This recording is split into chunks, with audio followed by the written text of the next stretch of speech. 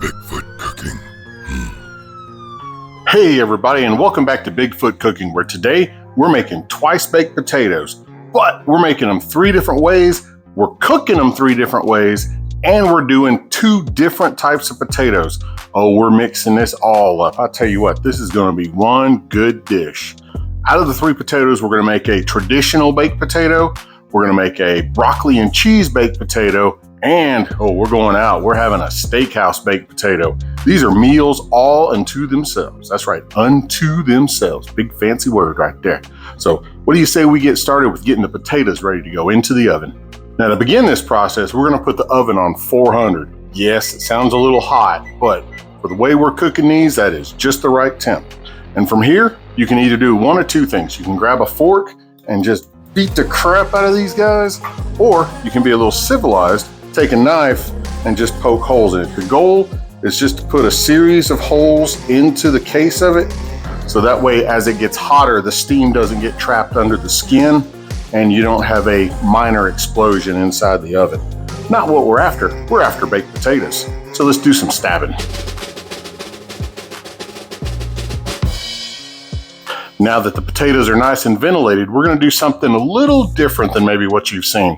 Instead of putting oil and salt on it, we're actually going to do a salt brine. So that way we're going to soak the potatoes in the salt first before we put them in the oven. Cook them for about 30 minutes and pull them back out. Let me show you how to do this. Now we're going to take a hefty amount of salt here. Whoosh. Basically we're making some salty seawater.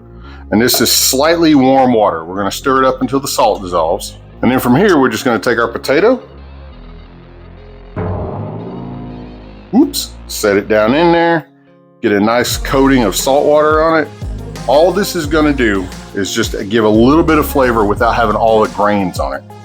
And then we'll set it here on our baking tray ready for the oven. All right, just that simple. Now, once the oven gets up to 400, we're gonna slide these guys in there for 30 minutes. It's not gonna be done by then, but at the 30-minute mark, we pull them out and melt a little butter or olive oil or whatever you wanna coat the potato with to give it that crispy skin. So, waiting on the preheat light to go out, and as soon as it does, game on. Oven's up to temperature. We're gonna take our slightly brined potatoes and hopefully without dropping them on the floor, set these guys in here. Ooh, so nice. Now we're going to set a timer for 30 minutes and we'll check back on those. So while we're waiting on those to bake, let me show you how to do them in the Instant Pot. We're going to see if we can time where all this comes together at the same moment. For the potatoes that we put into the oven, that's a good hour to an hour and a half of cooking. It does provide a better flavor for the potato, but if you're in a hurry, the Instant Pot always comes to the rescue. For this, real simple, we're just going to take a cup of water and we're going to pour right into the bottom of it with our little treve, whatever, however fancy you want to say it, but with our little, we just want to make sure our little metal spacer is in the bottom, because if you put the potatoes straight into water, they're going to be boiled potatoes, different texture, different everything. Not what we want. You want to make sure the water is under this. You could even go in here and put like some rosemary or thyme or something if you wanted to flavor the potatoes with the water, because you are going to be steamed in there. But don't use too much, since it is a closed environment. You can get a real strong flavor off of a little bit of spice. Now, just like before, kill the potato. We got to stab it so it vents, and then just set it inside. You don't want to do like 2, 3, 4, 5 layers of potatoes in here. You want just enough to have a single layer. If you've got giant potatoes, you may only get 2. Smaller potatoes, you may get 4 or 5. See, I didn't really want to stab the potato and try to talk to y'all at the same time. I might miss and I might leak. And we're a whole different potato if you get blood on it. Not what we're after. Both potatoes are set. No need to salt the jacket on this, because you're going to be in kind of a steamy environment. And so the salt really, it'll run off with all the moisture. So with our potatoes in here, all you got to do is take the top, set it on here, let it sing a song. We're going to cook it for 12 minutes on here under high pressure. That way it tenderizes the potato. And again, it's a lot faster than the oven, but it does have a different flavor to it. So let's get this guy going. And don't forget, unless you flip this lever down right here, all you're doing is making hot water. You're not making pressure, and you're not going to get that rapid cook. So let's just keep waiting. Now, while the oven and the Instapot are going on, there's the third way to cook potatoes. It's called a plastic bag and a microwave.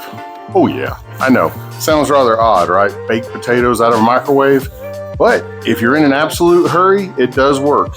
Now, these are Yukon Golds. I'm not so much worried about peeling the skin on these because they're really thin skinned as opposed to a russet, which has a good working skin. Hence why you make a baked potato out of that and you make mashed potatoes out of these, which is the ultimate goal. So, got them in a bag. Don't spin it shut tight, otherwise the steam coming in here will just pop the bag. We're just gonna put it in the microwave, kind of fold it over, and for 2 pounds of potatoes, we're gonna cook this for about 12 minutes. Okay, 30 minutes in, and our potatoes look absolutely no different. Good, that means we haven't burnt anything yet. Now from here, again, I'm using butter, but you could use olive oil, you could use whatever fat you wanted, but you wanna coat it with some kind of oil. And of course, butter always makes it better. We're gonna put a nice coating on both sides. We're gonna do one side, flip them over, do the other, and then set them back in there again. But this time, the rules are different. When they go back in this time, we're watching them. That's right, meat thermometer. Works for more than meat. What we're gonna do, we're gonna set this into the potato. It's already a very hot potato, mind you. But we're gonna try to get it into the center of it. And what we're gonna do, we're not necessarily cooking for time, but what we want is about 205 degrees inside of the potato. That way, everything's done. I know, you never cooked a potato using a thermometer before. Well, today's your day. Let me get these guys back in the oven and we'll check on the microwave potatoes. Okay, and we have our bagged and steamed potatoes. I know, not the prettiest thing right here, but they're cooked, they're done, and they are soft. And they are incredibly hot too. Whew. Get out of here, it's gonna burn me.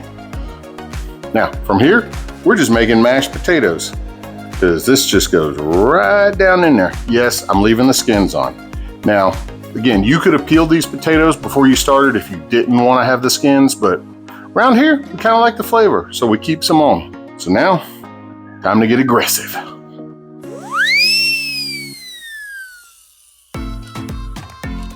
Now that we're kind of mashed up a little bit, I'm gonna take about half of my stick of Kerrygold, if I can.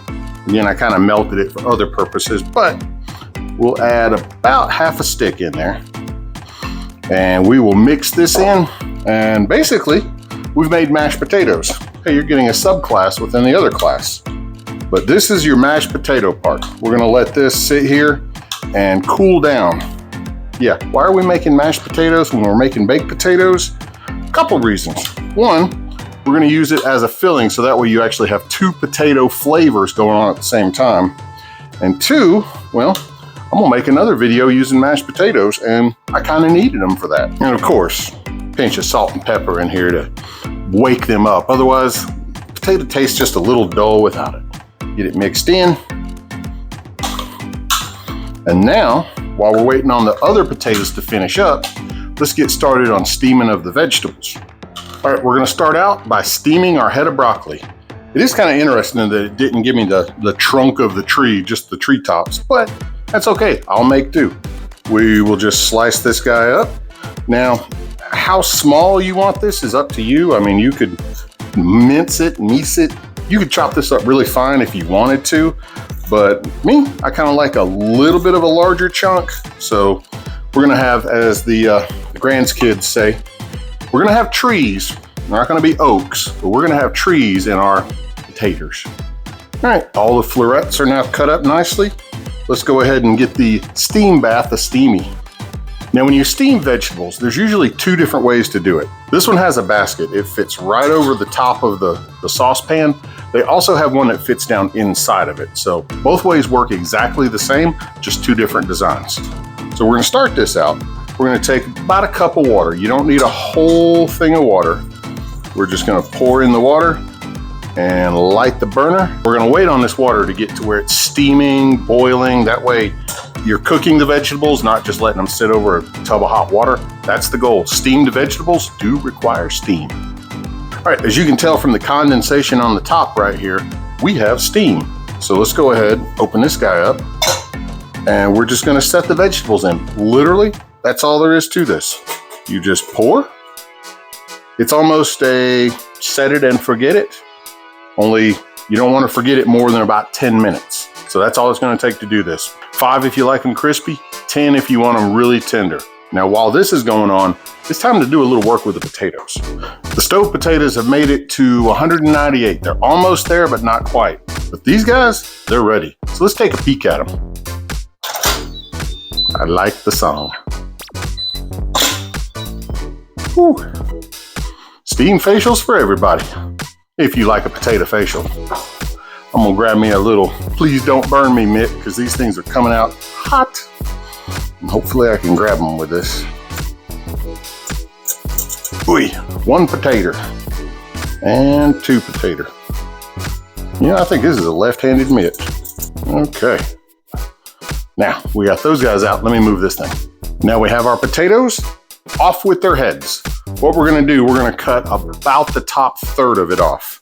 Let me put on my left-handed glove. I don't think they're supposed to be left-handed, but man, these things are hot. And I'm a fan of keeping my skin. So we're just gonna come in here and cut, like I said, about the top third. No more than that. And look at there, perfectly done taters. Let me get the other one. Oh yeah.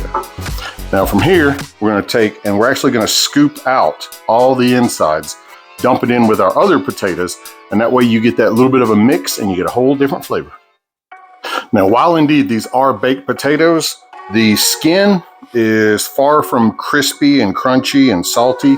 So as far as holding up really good for an overstuffed potato, it does okay, but the ones out of the oven, oh, they should be spot on, which I believe they are just about done. Let me get them guys out. All right, let's see how these potatoes hold up, other than being really hot.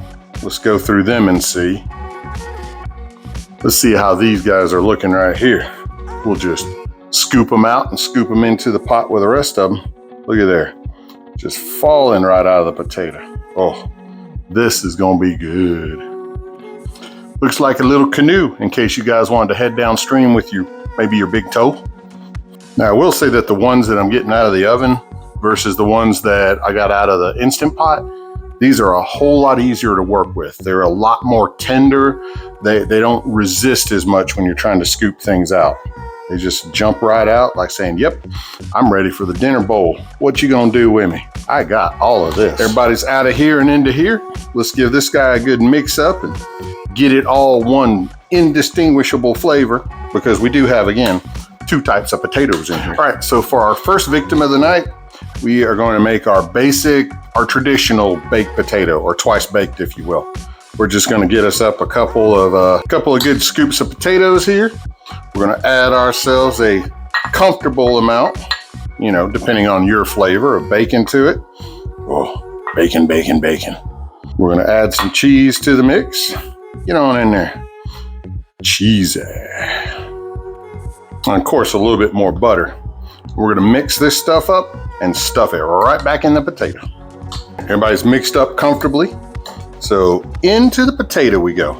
Now, we're just gonna pack this where it's slightly above where it was. We're not gonna go for a heaping mound because we are putting it back into the oven. We want just a good little twice baked potato. 1 time to make it soft, 1 time to make it delicious. And that's our standard first. Now, we're not doing the sour cream or the chives yet because I don't think that would bake up well, and besides, that's something you put on top to add just a little more to it. Tell you what, let's do 2 of these since we have a fair amount of potato mix still here. All right, there's those 2. And of course, you gotta put some extra cheese on top of it just so it melts down in there. That way, ooh. These are meals, right? You don't need to have anything but a baked potato. So now that I got this one ready, let me get the broccoli because, we're making a broccoli and cheese one next. Now for the broccoli and cheese one, what we've done, we've got a little bit of cream cheese. I've gone ahead and softened it. I'm gonna add in the rest of this cheese here because, again, broccoli and cheese, well, yeah, you gotta have it. And we'll get these 2 things stirred up a little bit, get them happy together. Scoop us up a happy heaping of potatoes in here. And get these mixed together. And once we've done that, well, in comes the steamed broccoli. That's right, Told y'all we were using real steam for this. We'll just grab some florets to sound all schnobbily fancy. And we will mix a few in here with it. Not too many, but just a few. We don't want to destroy them as we do this. We just want to fold them in gently. And once again, you take your potato and you take your potato and stuff it with potato. Makes sense, right? Man, these are hot, but we're gonna take a few and set them on the top just to add a little color, a little design, you know. And just in case folks didn't know that there was broccoli in the broccoli and cheese one, set him right down there. Come on now. Oh, he wants to roll over. We're gonna have to park him next to his friend because we don't need him going everywhere in here. Stay. And of course, a little bit of cheese on top. Everything gets more cheese. That's a requirement around here. Oh, now it's time for the steakhouse potato. Let me do a little cleaning up here because it gets a ride of its own. 2 styles potato down, 1 style to go. That's right, steakhouse time. What do you do for that? Well, let's start with our onion because onions, well, they're the slowest to cook, but they're the most fun to cut. Check this out.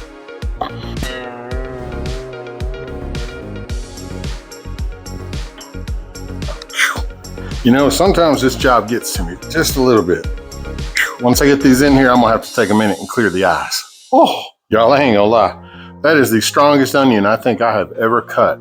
Holy cow. It's gotta be good, but whoo, is it strong right now. So, garlic time. Now I know y'all have seen where they take garlic and they use a knife to smash it. You know you can karate chop it as well. Works out a little stress that way. You just kind of grab it and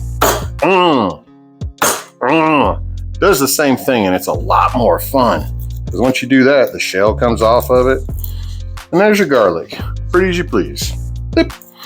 Got them both out. Now, let's cut up some little onion sprigs.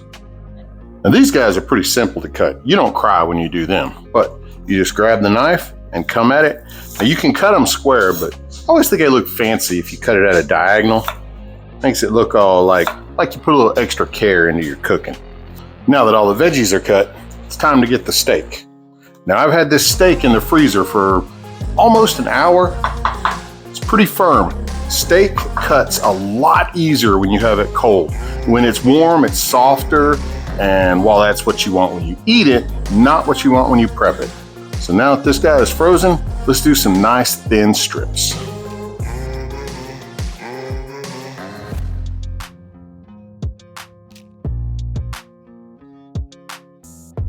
I think that'll be good enough for this. I'll save this guy for a little snack later on.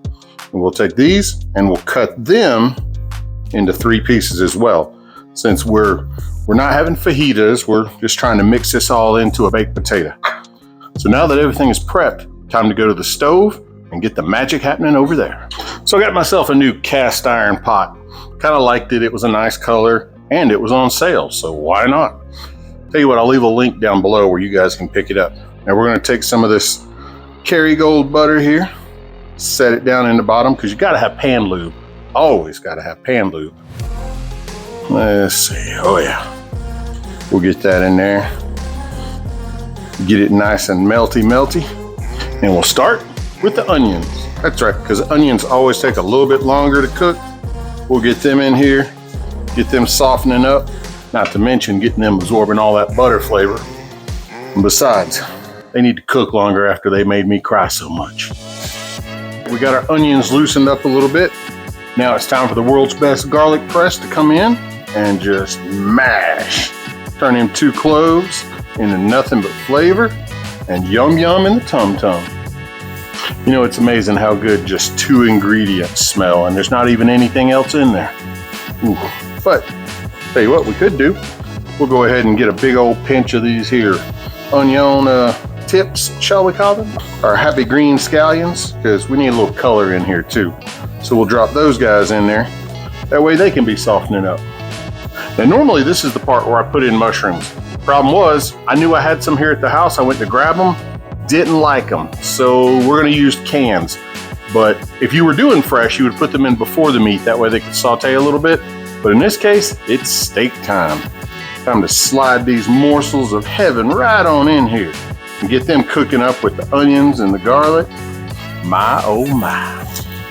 Go ahead and add a little Worcestershire sauce to it, so that way we get them flavors mixed in there as well. Let everybody cook together and get happy. All right, steak's medium rare. We're gonna go ahead and dump in the mushrooms, get them in there. Now, if you don't like mushrooms, don't put them in. If you like green peppers, add them. That's the joy of cooking yourself. If you wanna change up the recipe, nobody's looking over your shoulder to say, it's your recipe. Make it delish however you see delicious to be.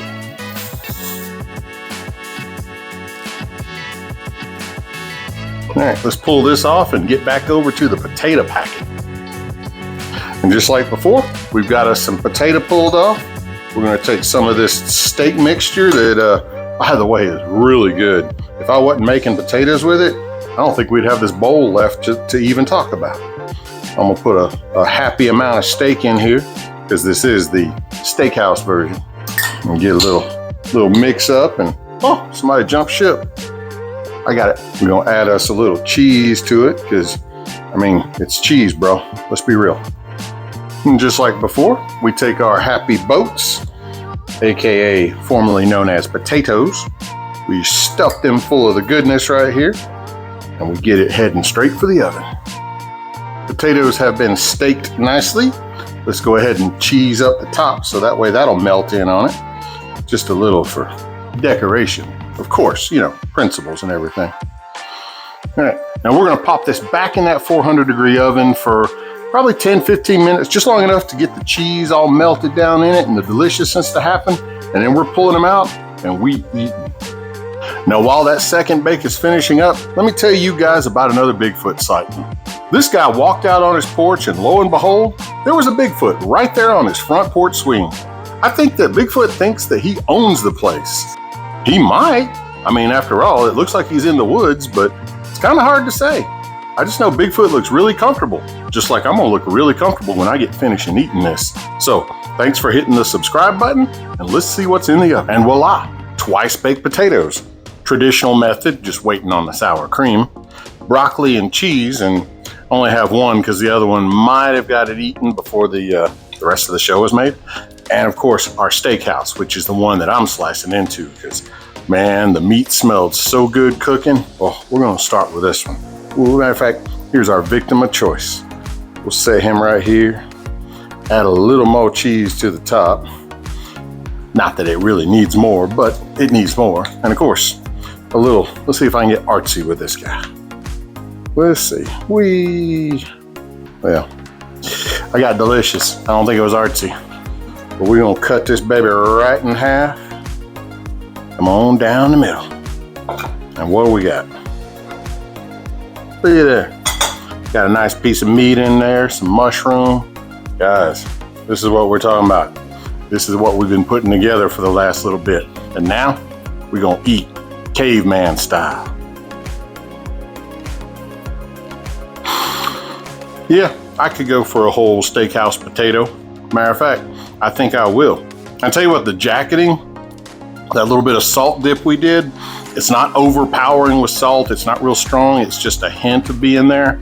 Finishes out well. So, guys, until the next time you join me, because we have tons of mashed potatoes. Guess what the next video is going to be on? Stuff to do with mashed potatoes. Oh yeah, wait till next week. But until then, y'all remember two things. This is really good, and Bigfoot is real, really hungry.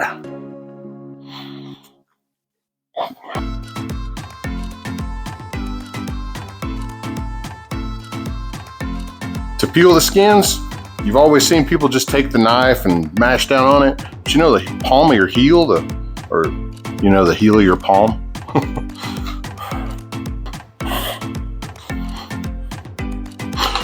All right, so for I can't see. Oh, onion, what have you done to me?